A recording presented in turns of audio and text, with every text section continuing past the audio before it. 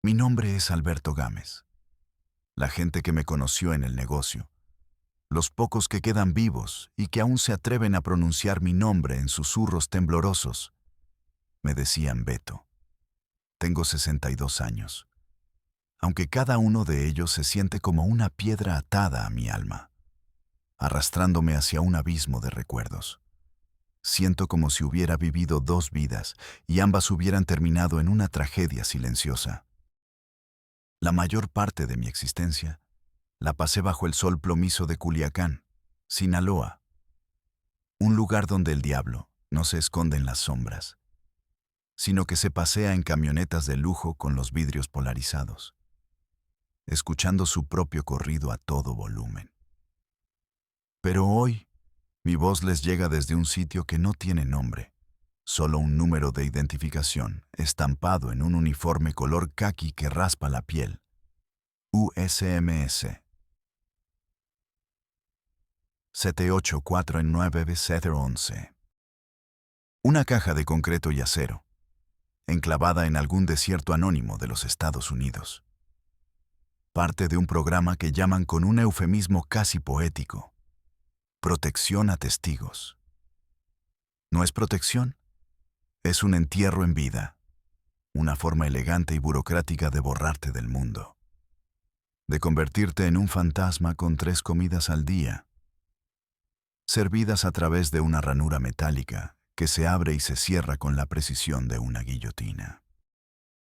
El único sonido constante aquí es el zumbido de las lámparas fluorescentes, un murmullo eléctrico que se te mete en el cráneo y no te deja olvidar que estás solo, que el mundo sigue girando allá afuera sin ti. Fui muchas cosas antes de convertirme en este fantasma numerado. Fui esposo, un hombre que creyó en el para siempre, hasta que la vida se lo arrancó de las manos. Fui padre, y esa es la única identidad que aún me aferro en la oscuridad de esta celda. La única luz que no ha podido apagar el zumbido perpetuo de la soledad.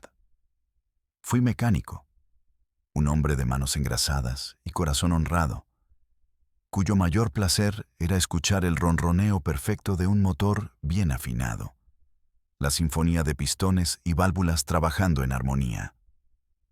Mi taller, Gámez Motores, era mi santuario.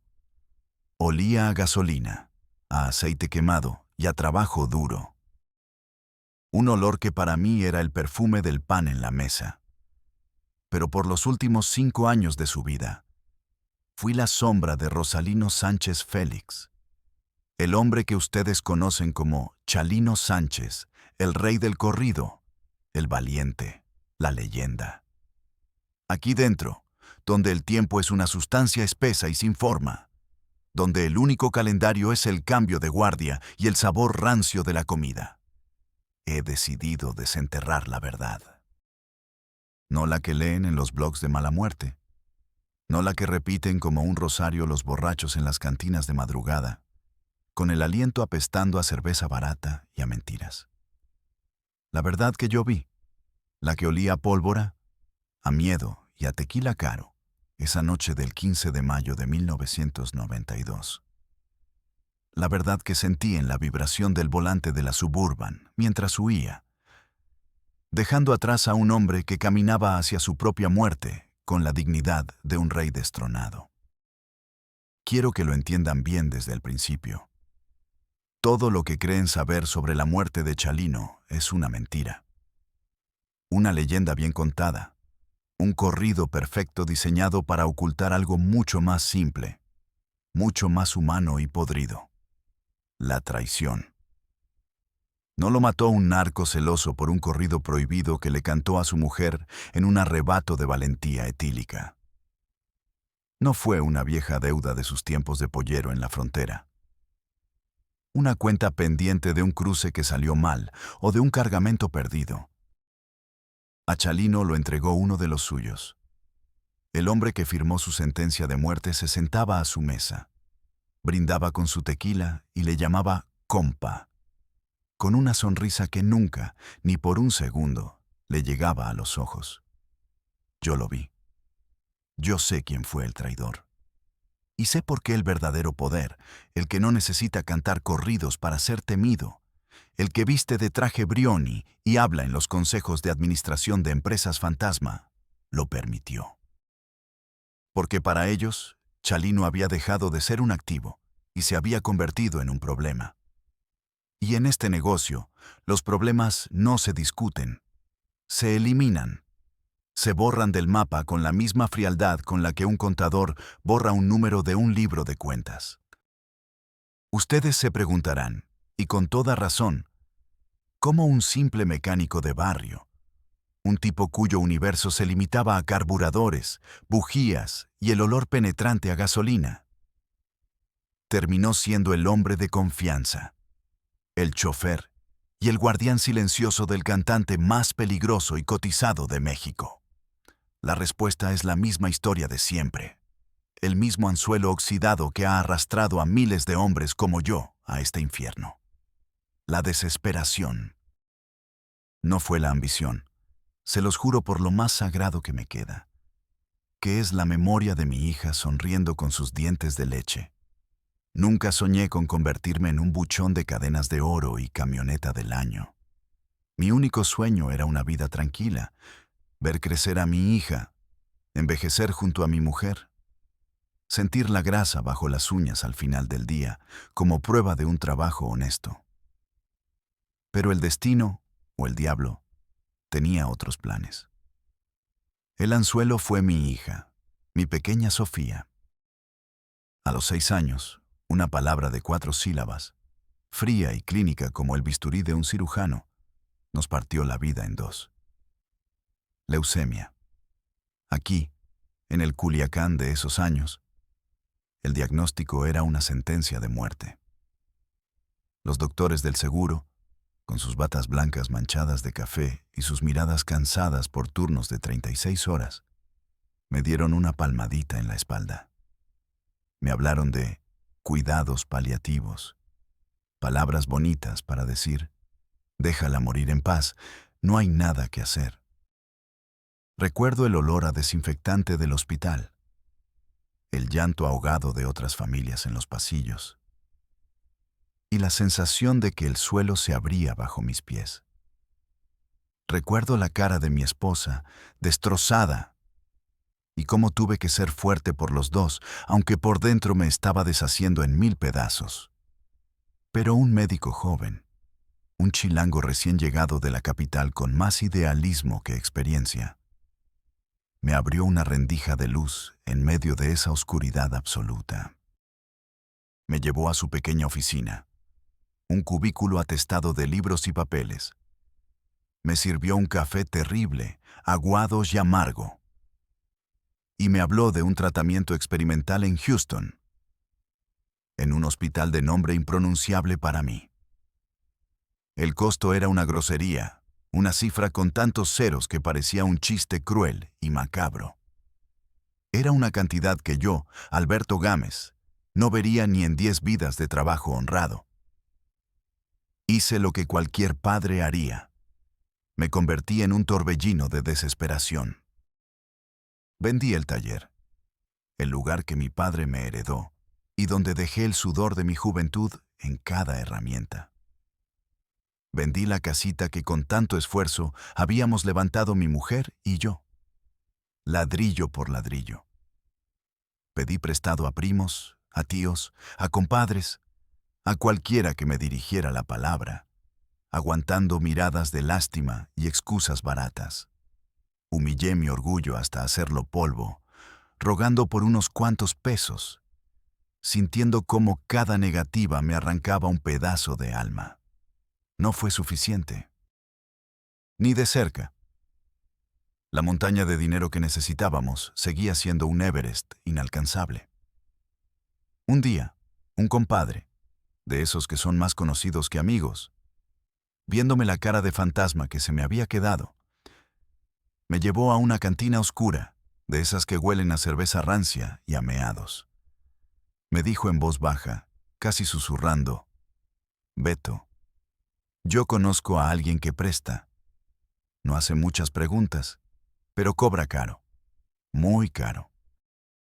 Ese alguien Era un lugarteniente de la gente del Golfo que en ese entonces empezaba a pelearle la plaza a los de Sinaloa con una violencia inaudita. Un hombre de modos finos y corazón de hielo, al que llamaban el licenciado. Fui a verlo a una oficina en el último piso de un edificio del centro, con ventanas de espejo que reflejaban un Culiacán distorsionado.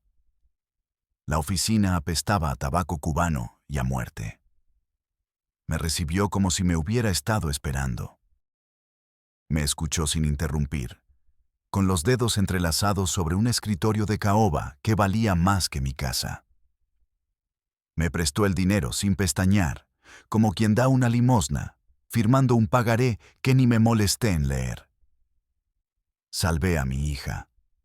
Sofía vive hoy, es doctora en California. Una mujer de bien que, gracias a Dios, no sabe absolutamente nada de esto. Pero esa salvación tuvo un precio: mi alma. Cuando llegó el momento de pagar la primera letra, los intereses habían convertido la deuda en una montaña imposible de escalar. Una noche, 2 tipos sin rostro me levantaron de la calle. Me llevaron a una bodega que olía a óxido, a humedad y a miedo rancio. El licenciado estaba ahí, sentado en una silla de plástico, limpiando una escuadra con un pañuelo de seda. No me amenazó, no me gritó. Eso era lo más aterrador. Solo me dijo, con una calma que helaba la sangre: Alberto, yo sé que eres un hombre de palabra, pero la lana es la lana. Sin embargo, el destino es curioso. Me han dicho que eres el mejor mecánico de Culiacán y un chofer de primera, de esos que tienen ojos en la nuca. Tengo un trabajo para ti. Un cantante, un paisa que anda haciendo mucho ruido y que es un activo importante para nosotros. Necesitas a alguien discreto, alguien que no sea de la maña pero que entienda los códigos. Alguien que sepa cuándo acelerar y cuándo callar como un muerto. Trabajas para mí, manejas para él, reportas para mí, y tu deuda queda saldada. No me dio opción. No era una oferta de trabajo. Era una orden. Una cadena invisible que me ataba a él para siempre. Al día siguiente, me entregaron las llaves de una Suburban negra, blindada, y me presentaron a Rosalino Sánchez Félix. Ese fue el principio de todo. Mi descenso al corazón de las tinieblas, con el soundtrack de un acordeón y una balacera de fondo. Parte principal. Crónica de ascenso y caída. Episodio 1. Bautismo de fuego. Mi primer jale serio no fue con Chalino. Fue una prueba, un bautismo de fuego orquestado por el licenciado para medir mi temple, mi lealtad y, sobre todo, mi capacidad para obedecer sin pensar. Antes de confiarme a su gallina de los huevos de oro, como él llamaba a Chalino con un desprecio apenas disimulado, quería ver de qué estaba hecho. Me citó en la misma bodega de mi secuestro, un lugar que ya empezaba a asociar con el fin de mi vida anterior. El olor a metal oxidado, a tierra húmeda y a orines viejos se me había pegado en la memoria. Un hedor que anticipaba el miedo. Al entrar, vi a 2 de sus hombres, muchachos que no tendrían más de 20 años, con la mirada muerta de quien ya ha visto demasiado.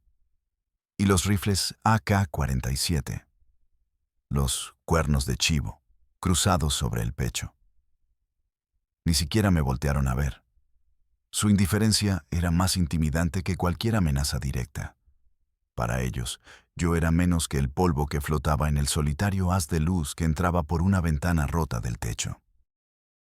«Vas a llevar un paquete a Mazatlán», me dijo el licenciado, señalando con la barbilla una hielera grande, de esas para pescado, de color azul deslavado, sellada con varias vueltas de cinta industrial plateada.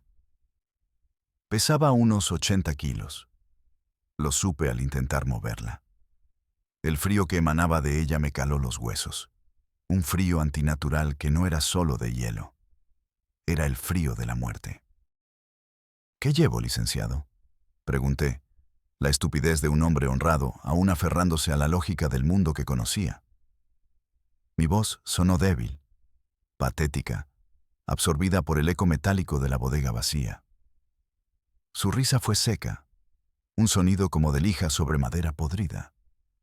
Llevas silencio, Beto. Llevas obediencia. Tú solo manejas.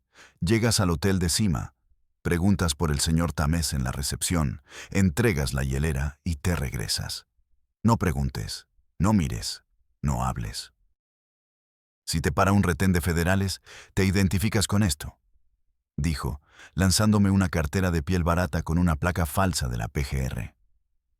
Pero no pares por nada ni por nadie más. ¿Entendido?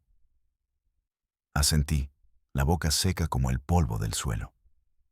El plan sonaba fácil. Demasiado fácil. El viaje por la maxipista Culiacán-Mazatlán empezó sin contratiempos. El sol de la tarde golpeaba el asfalto, creando espejismos de agua en la distancia. El aire acondicionado de la Suburban zumbaba, creando una burbuja de frío artificial en medio del infierno sinaloense. Por un momento, mientras escuchaba una estación de radio de música norteña, casi me engañé a mí mismo pensando que era un viaje normal, un encargo de paquetería. Pero el peso de la hielera en la parte de atrás, el leve chapoteo que escuchaba en cada curva y la sequedad de mi boca, me recordaban la verdad. La hielera no hacía ruido, pero en mi cabeza gritaba. ¿Qué clase de hombre era yo ahora? ¿Un cómplice? ¿Un mensajero de la muerte? La cara de Sofía aparecía frente a mí. Es por ella, me repetía, una y otra vez. Todo es por ella. Era la única forma de no dar la vuelta y regresar a mi vida de miseria y honradez. Justo después de la caseta de mármol, en un tramo solitario flanqueado por lomas secas y cactáceas esqueléticas, lo vi. Un punto en el retrovisor que creció demasiado rápido. Luego dos. Una Ford Lobo negra y una Dodge Ram roja, ambas sin placas, con los vidrios tan oscuros que parecían agujeros en la realidad. Se me pegaron al parachoques, acosándome, jugando conmigo como un gato con un ratón. Eran de los contras, la gente de los Arellano Félix que andaba calentando la plaza. Supe de inmediato que no querían el paquete, querían el mensaje. Querían demostrar que la carretera era suya. Me querían a mí, muerto, como un ejemplo. El pánico fue una ola de hielo que me subió por la espalda. Mis manos se empaparon de sudor, resbalando sobre el volante de piel. Tranquilo, Beto. Tranquilo. Eres un mecánico. Conoces la máquina. Eres un chofer. Conoces el camino, me dije. Pero mi corazón era un tambor desbocado contra mis costillas. Un motor a punto de reventar. El instinto, esa bestia que todos llevamos dentro y que solo despierta en el umbral de la muerte, fue más rápido que el miedo. Pisé el acelerador a fondo. El motor V8 de la Suburban rugió como un animal herido y me lancé contra la cuneta del lado derecho, levantando una nube de polvo y grava que, recé, cegara momentáneamente a los que venían detrás.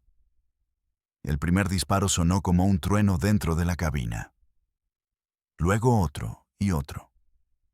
El repiqueteo de las balas contra el blindaje era un granizo del infierno, un sonido metálico y brutal, como si 100 martillos golpearan una lámina de acero a centímetros de mi cabeza.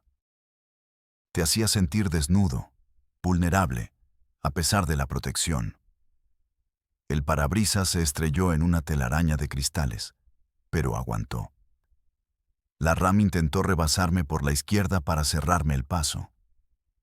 Vi el cañón de una R-15 asomándose por la ventana del copiloto. Un ojo negro y maligno que me apuntaba directamente. No había tiempo para pensar.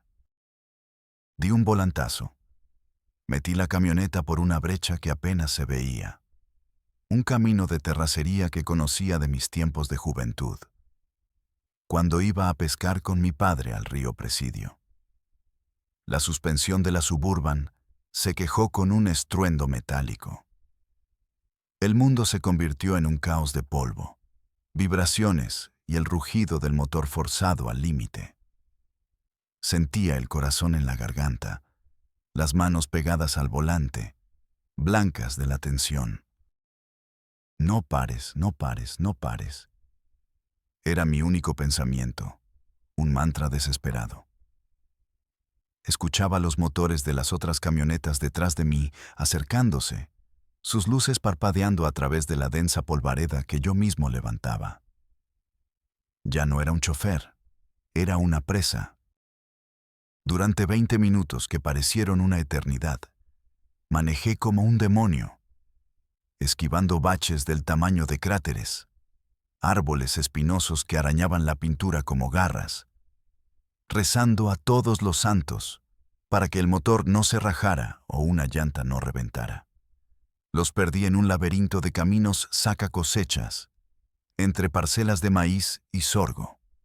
Llegué a Mazatlán con la camioneta hecha un colador, temblando de pies a cabeza, con el sabor amargo de la adrenalina en la boca. Entregué la hielera en el hotel. El señor Tamés, un hombre con cara de pocos amigos y un cuerno de chivo recargado en la pared de la habitación, apenas la miró. El licenciado sabrá que cumpliste. Fue todo lo que dijo, mientras uno de sus hombres me daba las llaves de un Tsuru destartalado para el regreso. Cuando volví a Culiacán, el licenciado me recibió en su oficina con una botella de coñac Martel Cordon Bleu. Me sirvió un vaso. El licor me quemó la garganta, pero calmó el temblor de mis manos. Sabía que tenías huevos, Beto. Te pusieron un 4 y saliste limpio. Estás dentro, dijo, mientras encendía un puro cubano, el humo azul enroscándose en la luz de la lámpara de su escritorio. Ahí entendí, con un escalofrío que me recorrió la espalda. La emboscada no había sido mala suerte. Había sido parte de la prueba. El licenciado había filtrado mi ruta a los contras. Querían saber si me quebraría, si abandonaría la carga, si hablaría. No lo hice. Pasé el bautizo de fuego. Desde ese día, me asignaron a Chalino. Pero fue en ese viaje, con el sonido de los balazos reventándome los tímpanos, que comprendí la primera y más importante regla de este negocio. Tom, tu vida no vale nada. Eres una pieza reemplazable, cumples o te mueres. Y a veces, aunque cumplas, te mueres igual. Episodio 2. La revelación. Empecé a manejar para Chalino y mi mundo cambió de la noche a la mañana. Dejé los talleres llenos de grasa y olor a solvente para entrar a un universo de palenques repletos hasta la bandera. Botas de piel de avestruz. El olor penetrante de perfume caro mezclado con el de Buchanan's y el tufo químico de la cocaína en los baños. Al principio, Chalino era distante, casi arisco. Me veía como lo que era. Un empleado impuesto por sus socios, un espía con volante. Se sentaba en el asiento del copiloto, con su sombrero ladeado, y rara vez hablaba. Solo daba órdenes secas. Al hotel, a la radio, dale más recio. Pero poco a poco, en esos viajes interminables por carreteras polvorientas que conectaban Sinaloa con California, la barrera se fue rompiendo. El silencio en la Suburban dio paso a las conversaciones. Yo le contaba de mi hija, de los motores, de la vida simple que había perdido y que añoraba con cada fibra de mi ser. Él me hablaba de su rancho en Las Flechas, de su familia, del miedo que a veces, en la soledad de un cuarto de hotel de carretera, se le metía en los huesos. Debajo de esa imagen de hombre rudo, de gallo valiente que él mismo había cultivado, había un tipo con una melancolía profunda, casi poética. Canto lo que la gente vive, Beto, me decía una noche, mirando las luces de la carretera pasar como estrellas fugaces. Canto sus tragedias y sus alegrías, porque son las mías también. Pero a veces siento que estoy cantando mi propio final, verso a verso, como si estuviera escribiendo mi corrido en tiempo real. Fue en una de esas giras que tuve mi epifanía, el momento en que se me cayó la venda de los ojos. La revelación no llegó como un rayo, sino que se fue construyendo, pieza por pieza, hasta formar un cuadro aterrador. El catalizador fue un viaje a Tijuana, una ciudad que en ese entonces era el feudo personal de los hermanos Arellano Félix. Chalino tenía una reunión importante en un restaurante de mariscos en la zona Río. Un lugar de manteles largos y precios exorbitantes, que era prácticamente la oficina extraoficial del cártel. El lugar se llamaba La Costa, y la cuenta promedio por persona podía alimentar a una familia por una semana. Antes de llegar, el ambiente ya era tenso. Don Ramiro, el promotor de Chalino, un tipo de Los Ángeles de sonrisa fácil, dientes blanquísimos y unos ojos fríos como el acero que siempre parecían estar calculando algo, estaba más nervioso de lo habitual. Le dio a Chalino una camisa nueva y le dijo: «Ponte presentable, Rosalino. La gente que vamos a ver es muy particular». Yo, como siempre, me quedé en una mesa cerca de la puerta, con la vista en la entrada y la mano cerca de donde habría estado un arma si me hubieran permitido portarla. Fingía leer un menú mientras mis ojos escaneaban cada rostro. A la mesa de Chalino se sentaron dos hombres. No eran los pistoleros de siempre, esos muchachos con la mirada vacía y la pistola fajada en la espalda. Estos vestían trajes caros, zapatos italianos que brillaban más que el piso. Hablaban bajo, con la calma y la seguridad de quienes no necesitan levantar la voz para ser obedecidos. Junto a Chalino estaba don Ramiro, sudando ligeramente a pesar del aire acondicionado glacial. La escena se desarrolló como en una película muda. Vi cómo los hombres del traje le pasaban un portafolio de piel de cocodrilo a don Ramiro. Vi cómo don Ramiro lo abría, echaba un vistazo rápido, asentía con una sonrisa satisfecha, y luego sacaba una carpeta con unos papeles y se los daba a firmar a Chalino. Chalino dudó. Lo vi leer, fruncir el ceño. Sus hombros se tensaron. Hubo una discusión corta, inaudible pero visiblemente tensa. Pude leer sus labios. Esto no fue lo que acordamos. La sonrisa de don Ramiro se volvió un rictus de hielo. Uno de los hombres del traje, un hombre corpulento con una cicatriz en la ceja, se inclinó sobre la mesa y le dijo algo al oído. La cara de Chalino se transformó. Vi el miedo, sí, un destello fugaz, pero debajo del miedo vi una rabia impotente. La furia de un león enjaulado al que le recuerdan quién es el dueño de la jaula. Tomó la pluma y firmó, con un movimiento brusco, casi violento, como si estuviera apuñalando el papel. Cuando salimos de ahí, el silencio en la camioneta era pesado, cortante. Podías rebanarlo con un cuchillo. Chalino miraba por la ventana, con la mandíbula apretada. Yo conducía, sintiendo la tensión irradiar desde el asiento del copiloto. «Pinches coyotes», masculló finalmente, golpeando el tablero con el puño. «Creen que soy de su propiedad. Creen que pueden vender mi voz al diablo y que yo voy a decir que sí a todo, como un perro faldero». «¿Problemas con el contrato, jefe?», me atreví a preguntar, manteniendo la voz lo más neutral posible. Me miró, y por primera vez vi en sus ojos algo más que enfado. Vi desesperación. «Contrato», dice este. «No es un contrato, Beto, es una cadena. Me quieren mandar de gira por Colombia».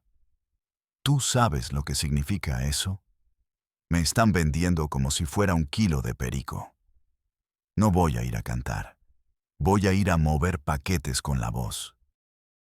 Quieren usar mis conciertos de fachada para el lavado y el transporte, con el pretexto de una gira internacional. Y si digo que no, se acabó todo. El problema es que si digo que sí, también. Me hacen socio a la fuerza. Me meten hasta el cuello en un lodo del que ya no se puede salir limpio. Ahí lo entendí con una claridad brutal y helada. Chalino no era el jefe. Él era el producto. Su talento, su fama, su conexión casi mística con la gente del pueblo. Todo era un activo. Un recurso natural que los verdaderos dueños del circo estaban explotando sin piedad. Lavaban dinero a través de sus conciertos, usaban sus giras para mover mercancía y gente, y se quedaban con la tajada más grande de sus ganancias.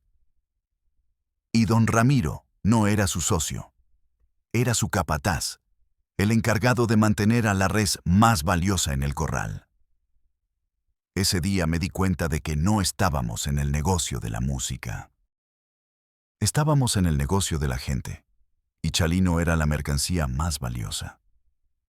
El problema, el pecado capital, es que la mercancía estaba empezando a pensar por sí misma, y en este mundo, eso se paga con sangre.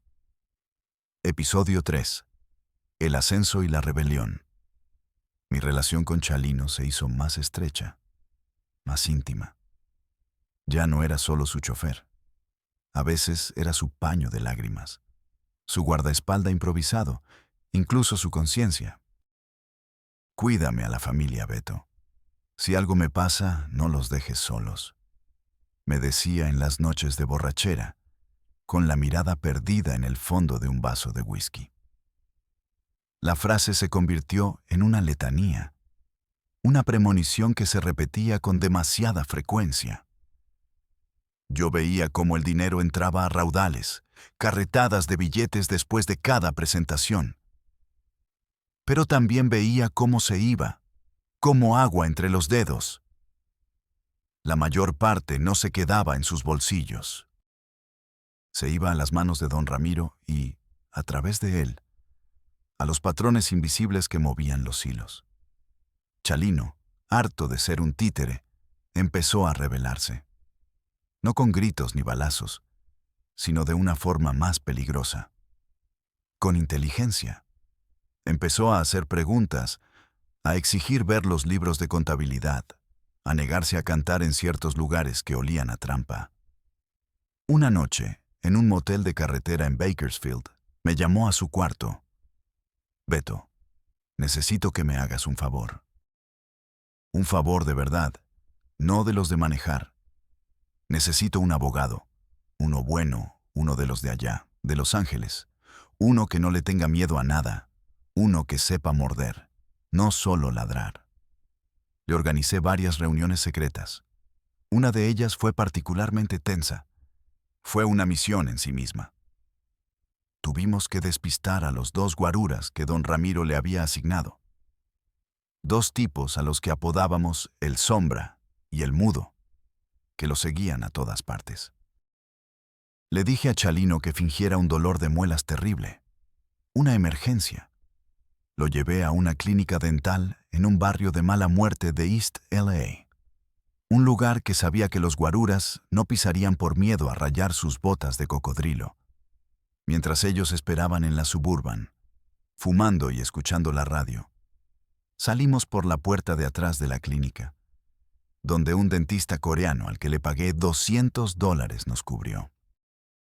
Nos subimos a un viejo Ford Fairmont que yo había comprado en efectivo y con papeles falsos, y manejamos hasta una cafetería anónima en Pasadena.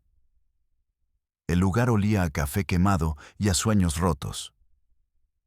El abogado era un judío de apellido Rosenbaum, un tipo nervioso con gafas gruesas que no paraba de sudar, a pesar del aire acondicionado. Revisó las fotocopias de los contratos que Chalino había logrado sacar de la oficina de don Ramiro una noche. Señor Sánchez, dijo Rosenbaum, limpiándose la frente con un pañuelo. Estos no son contratos, son escrituras de propiedad. Usted no es un artista asociado, es un activo. Han registrado su nombre artístico, los derechos de todas sus canciones, incluso su imagen, a nombre de una corporación con sede en las Islas Caimán. Legalmente, usted es dueño de nada. Si rompe este contrato, las penalizaciones son astronómicas, y dudo que se limiten a lo financiero. Esta gente no litiga en las cortes, señor Sánchez. Ellos tienen su propio sistema judicial. Chalino escuchó en silencio, su rostro una máscara de piedra. La rebelión se estaba volviendo una guerra silenciosa, y yo estaba en la trinchera con él. Pero en este negocio no hay secretos. Alguien habló. Quizá el dentista, quizá alguien en la cafetería. Don Ramiro se enteró. Una tarde, me citó a solas en su oficina de Westwood. Una oficina con vistas panorámicas de todo Los Ángeles, llena de discos de oro y fotos con artistas famosos. Me ofreció un café que no acepté. «Escúchame bien, mecánico», me dijo con esa sonrisa suya que no llegaba a los ojos mientras jugaba con un abrecartas de plata. «Tú estás aquí para manejar y para callar. El señor Sánchez es un artista, es temperamental, creativo. A veces se le ocurren ideas. Tu trabajo es asegurarte de que esas ideas se queden en eso, en ideas. Si sigue con estas pendejadas de abogados, va a tener un accidente. Uno muy desafortunado. Una sobredosis, un choque en la carretera. La gente famosa muere joven, es trágico, pero vende muchos discos». Se levantó y caminó hacia la ventana, dándome la espalda. «Y tú también. Sé que tienes una hija en California. Una niña muy bonita, Sofía. Va a la escuela Jefferson, en San Diego. Toma el autobús amarillo, el número 7, a las 3:15. Le gusta el helado de fresa. Sería una lástima que a su madre le pasara algo, ¿no crees? Los accidentes de tráfico son tan comunes en el freeway. Un coche que pierde los frenos, un conductor borracho. Pasan todos los días». La amenaza era clara, precisa y helada. Sentí que me faltaba el aire. Yo estaba atrapado en medio de dos trenes a punto de chocar. Por un lado, la lealtad que sentía por Chalino, un hombre al que, a pesar de todo, había llegado a apreciar como a un hermano. Por el otro, el miedo paralizante a la gente para la que realmente trabajaba. Mi vida y, peor aún, la de mi familia, dependían de mi obediencia. La situación se volvió insostenible. Chalino estaba cada vez más desafiante, cantando corridos que pisaban callos de gente muy poderosa sin pedir permiso, aceptando tratos por su cuenta. Don Ramiro estaba cada vez más furioso. Yo sentía la soga apretándose alrededor de nuestro cuello cada día que pasaba. Y entonces llegó la fecha del Salón Bugambilias en Culiacán. Su regreso triunfal a casa después de años de ausencia. Chalino estaba feliz, eufórico, pero también nervioso. «Aquí es donde me van a respetar de verdad, Beto. En mi tierra, con mi gente», me dijo mientras nos preparábamos para salir. Pero yo sentía un frío en el estómago, un presentimiento oscuro que no me podía quitar. Culiacán ya no era su tierra, era una plaza en guerra, un tablero de ajedrez donde él era solo un peón. Un peón muy famoso, sí, un peón que valía millones, pero un peón al fin y al cabo. Y los peones, en las jugadas finales, siempre son los primeros en ser sacrificados. Episodio 4. La culminación. La noche del 15 de mayo de 1992. Es una cicatriz que arde en mi memoria. Una película que se repite en mi cabeza sin cesar, cuadro por cuadro, en un bucle infernal. El salón Bugambilias estaba a reventar, un hervidero de gente. El aire era una mezcla densa de sudor, cerveza, perfume barato y peligro. Podía sentir la electricidad, la tensión. Entre el público no solo había fanáticos que lo adoraban como a un santo. Había halcones, pistoleros de todos los bandos, miradas que no estaban ahí para disfrutar la música, sino para vigilar, para marcar territorio. Vi a gente de los Salgueiro en una esquina, a unos sobrinos de Palma en otra, incluso a un par de caras que sabía trabajaban para los Arellano. Era una demostración de poder, y Chalino era el trofeo en el centro de la arena. Subió al escenario y la gente se volvió loca. Un rugido que sacudió los cimientos del lugar. Cantó con más ganas que nunca, con un coraje, con una rabia que parecía un desafío a todo y a todos. Cantó Nieves de enero, El crimen de Culiacán, Barbarino. Cada corrido era una declaración. Yo estaba a un costado del escenario, en mi puesto de siempre, con los ojos barriendo el lugar, la mente repasando las rutas de escape. Mi trabajo era tener la Suburban encendida y lista para salir arando en menos de 10 segundos. A mitad del concierto, mientras cantaba Alma enamorada, una de sus canciones más sentidas, vi cómo un tipo del público, vestido de vaquero, de botas y sombrero, se abría paso entre la multitud con una determinación fría. No era un fan borracho. Se movía con un propósito, como un tiburón entre sardinas. Llegó hasta el borde del escenario y le pasó un papelito. Doblado. Pequeño. Lo que todos los documentales y las leyendas cuentan. Vi a Chalino tomarlo, casi con desgana, como si fuera una petición más de las miles que recibía. Lo vi abrirlo y vi su rostro. Nunca en mi vida, ni antes ni después, he visto una transformación tan brutal en un ser humano. No fue miedo, no como el que se siente ante un arma. Fue resignación. La certeza absoluta, fría y final de un destino que ya no se puede eludir. Como si hubiera estado esperando esa nota toda su vida. Como si el último verso de su corrido finalmente hubiera sido escrito. El color se le fue de la cara, dejando una palidez cerosa bajo las luces del escenario. Se secó el sudor de la frente con el dorso de la mano, un sudor que de repente parecía helado. Miró al público con una expresión indescifrable, una mezcla de tristeza y desafío. Por un instante, sus ojos buscaron los míos entre la multitud. Y en esa fracción de segundo, sentí que me lo decía todo. Se acabó, Beto. Y siguió cantando. Pero algo se había roto en él, en su voz, en su mirada. Terminó la canción, pero el alma ya se le había ido.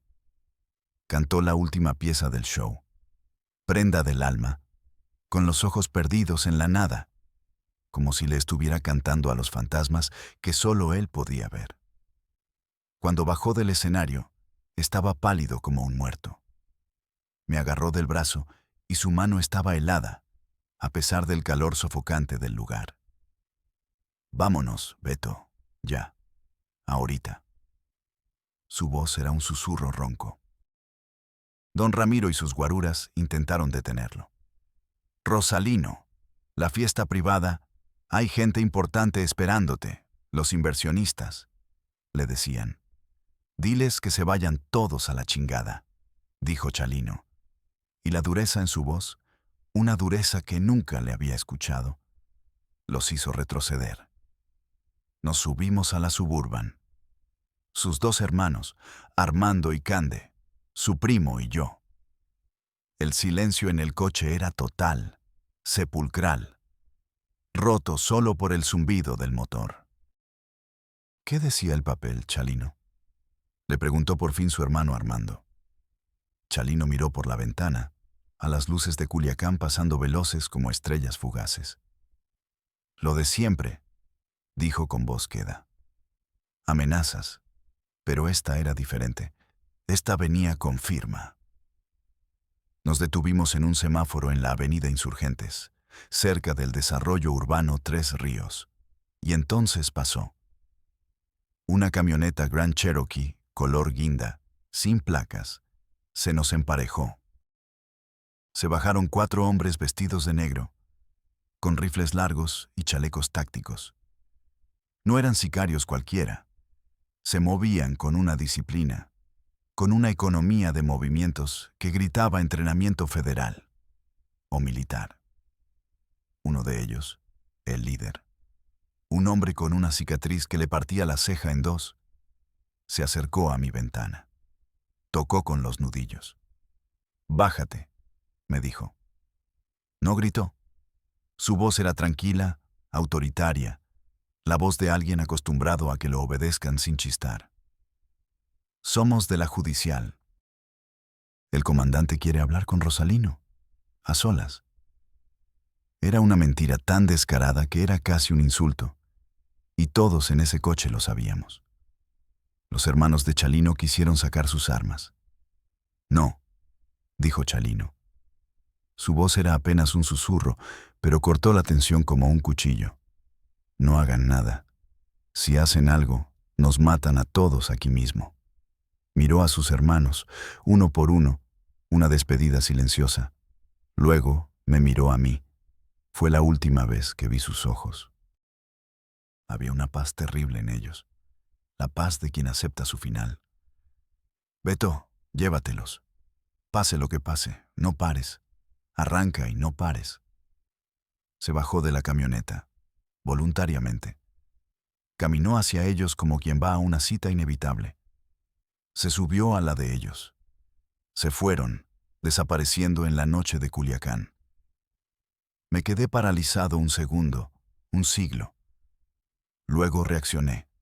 Arranqué, quemando llanta, sin mirar atrás, obedeciendo la última orden. Su hermano Armando gritaba, lloraba, golpeaba el tablero con los puños. Yo solo conducía, con las manos aferradas al volante, la mirada fija en el asfalto. Porque en esa mirada final, Chalino me había dicho mucho más que unas palabras. En esa mirada, entendí que él sabía quiénes eran, sabía quién los había mandado. La nota no fue una amenaza de muerte, fue una citación. Y la persona que lo citó a su propia ejecución no fue un capo rival celoso. Fue la gente con la que hacía negocios. Fue don Ramiro, cobrando la última deuda, silenciando al activo que se había vuelto problemático, entregándolo a los verdaderos dueños del país para resolver un problema de forma limpia y eficiente. Lo vendió. Por dinero, por poder, o simplemente para salvar su propio pellejo. A Chalino lo mató la traición, no una bala. La bala solo fue la herramienta. Punto de inflexión. La pistola y la huida. Después de esa noche, mi vida se convirtió en una pesadilla lúcida. Oficialmente, yo era el testigo clave que no había visto nada, que no sabía nada. La versión que di a la policía fue la que me ordenaron dar a través de una llamada anónima. Unos desconocidos, probablemente narcos. Un ajuste de cuentas. Pero yo sabía la verdad, y don Ramiro sabía que yo la sabía. Eso me convertía en un peligro, en una bomba de tiempo. Primero, intentó comprarme.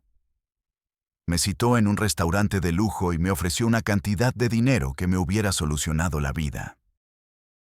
Chalino ya es historia, Beto. Pero ahora es una leyenda, y las leyendas producen más lana que los hombres. Hay negocio para todos. Tú podrías tener un buen puesto en la promotora. Rechacé. El asco era más fuerte que el miedo, y entonces empezaron las amenazas sutiles. Una llanta de mi carro rajada de lado a lado. Una llamada a mi casa a las 3 de la mañana donde solo se escuchaba una respiración pausada. Un día, al recoger el correo, encontré un sobre sin remitente. Dentro había una foto de mi hija Sofía jugando en el patio de su escuela en California, tomada con un teleobjetivo. No había nota. No hacía falta, el mensaje era cristalino. Mi punto de quiebre, mi momento de no retorno, llegó unas semanas después. Me mandaron a un jale, un encargo personal de don Ramiro. Me citó en un estacionamiento subterráneo, el aire viciado con olor a monóxido de carbono. Hay un periodista de Los Ángeles, un gringo curioso que está haciendo demasiadas preguntas sobre lo de Rosalino. Está en el hotel Los Sábalos, en Mazatlán. Aquí está su foto y el número de su habitación. Ve y asústalo. Que se regrese a su país y no vuelva. Pero cuando me dio el sobre, dentro no solo había una foto y unos datos. Había una pistola. Una .38 Super, pequeña y letal, envuelta en un trapo aceitado. O mejor aún, dijo don Ramiro con una media sonrisa que le deformaba el rostro. Asegúrate de que no vuelva a hacer preguntas. A nadie. Hazlo y todos tus problemas desaparecerán. La deuda, la presión, todo. Me quedé helado. Yo era un chofer. Había visto la violencia, había estado en balaceras, había transportado cosas que era mejor no mirar. Pero nunca, jamás, había matado a sangre fría. Y menos a un civil, a un tipo cuyo único crimen era buscar la verdad que yo conocía. Esa noche no dormí. Di vueltas en mi cama, con el metal frío de la pistola en la mesita de noche, mirándome como el ojo de un cíclope.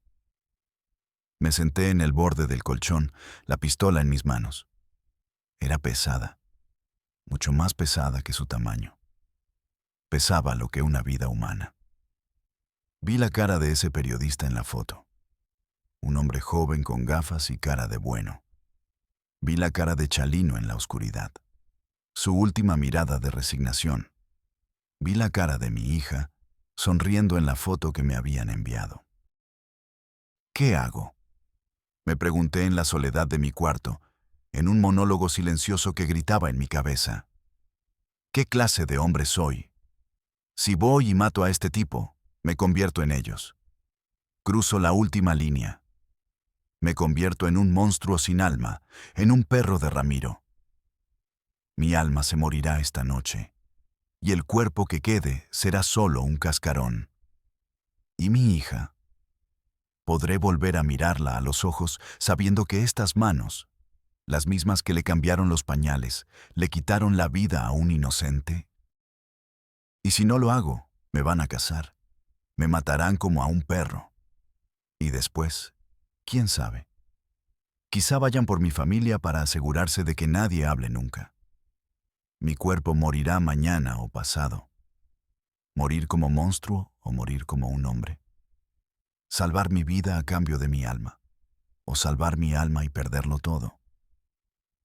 No había salida. ¿O sí? Había una tercera opción. Una opción desesperada. Una apuesta a todo o nada. Huir. Correr. Desaparecer. Era una posibilidad entre un millón. Pero era la única en la que podía seguir mirándome al espejo, en la que el fantasma de Chalino no me atormentaría por la eternidad.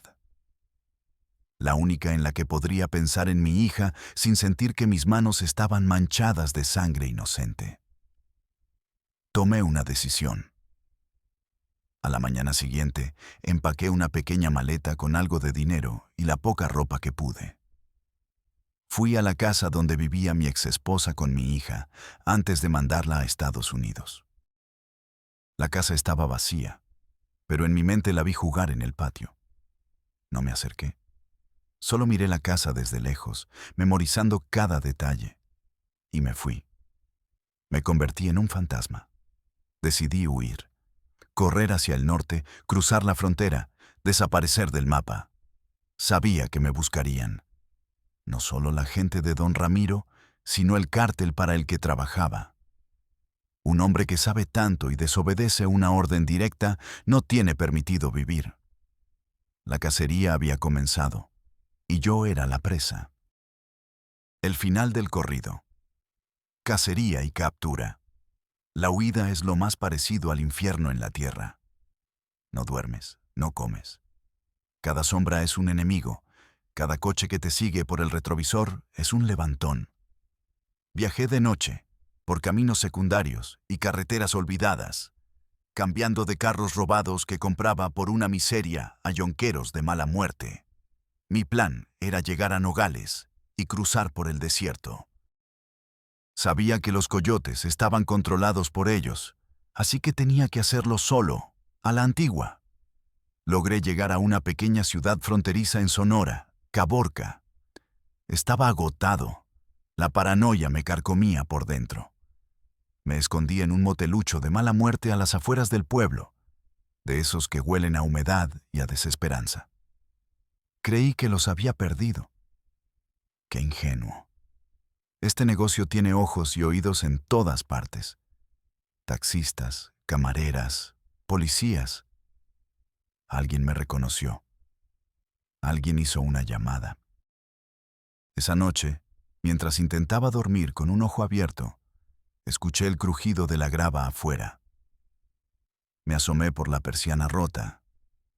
2 camionetas negras, idénticas a las que se llevaron a Chalino. El corazón se me detuvo. No había escape. La puerta de la habitación voló en pedazos, hecha astillas. Entraron 3 tipos con cuernos de chivo. Esperaba que me dispararan ahí mismo. Pero el líder, el mismo hombre de la cicatriz en la ceja, bajó su rifle. Me miró con una expresión de aburrimiento. «El patrón quiere hablar contigo», dijo. «Dice que te extraña». Me sacaron a golpes. Me aventaron en la parte de atrás de una de las camionetas como a un saco de papas. Sabía a dónde me llevaban. A un rancho en el desierto, a una tumba sin nombre. Mientras avanzábamos por un camino de tierra, en la oscuridad total del desierto de Sonora, vi luces adelante. Un retén. Pero no eran soldados mexicanos con sus uniformes viejos. Eran gringos. Altos, equipados hasta los dientes. La DEA. Mis captores no dudaron. Empezaron a disparar. Se desató el infierno. Balas por todos lados. El aire se llenó de gritos y del olor metálico de la pólvora y la sangre. La camioneta se detuvo bruscamente. Uno de los sicarios que me custodiaba cayó muerto a mi lado, con la cara deshecha. En medio del caos, con las balas zumbando, tuve una opción. Morir aquí, o entregarme a los mismos diablos que perseguían a mis patrones. Abrí la puerta y corrí como un loco hacia las luces de los americanos, gritando en un inglés de pocho, con las manos en alto: «Don't shoot, witness, testigo». Fue la decisión más cobarde y más inteligente de mi vida.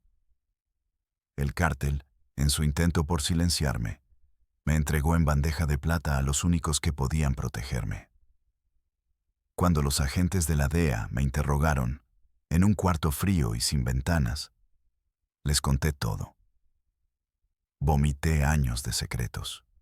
Les di nombres, fechas, lugares, rutas.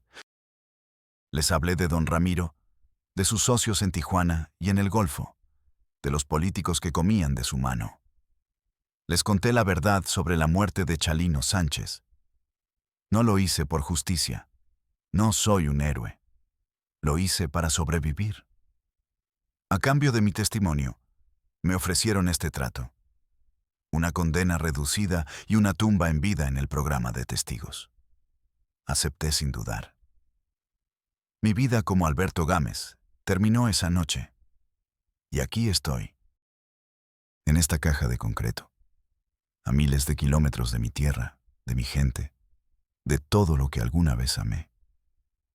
Mi vida se acabó. No tengo futuro, solo un pasado que me persigue cada noche en mis sueños. Un corrido que no termina nunca. Pero antes de que el silencio me consuma por completo, antes de convertirme en un expediente olvidado en un archivo, tenía que contar esta historia. No busco el perdón, porque para gente como yo no existe tal cosa. Lo hago por la memoria de Chalino, para que sepan que no murió por cantar un corrido prohibido, sino por atreverse a querer ser libre en un mundo de esclavos. Y lo hago por ustedes, por los plebes que escuchan sus canciones y sueñan con esa vida de valientes, de dinero fácil y de respeto ganado a balazos. Es una mentira. Es un espejismo. Los monstruos que ustedes admiran en los corridos son solo marionetas, peones en un juego mucho más grande. Los verdaderos dueños del circo, los verdaderos demonios, visten trajes de diseñador, se sientan en consejos de administración de grandes empresas y gobiernan países. Son los Don Ramiro del mundo. Hombres sin rostro que juegan con vidas como si fueran fichas de póker. Si alguna vez esa vida les parece atractiva, si alguna vez el sonido del acordeón los seduce y los llama, recuerden mis palabras desde esta celda. Recuerden a Chalino Sánchez. Recuerden que la traición siempre, siempre viene del que te da la mano, del que brinda contigo, del que te llama compa. Y recuerden que de este camino no hay salida.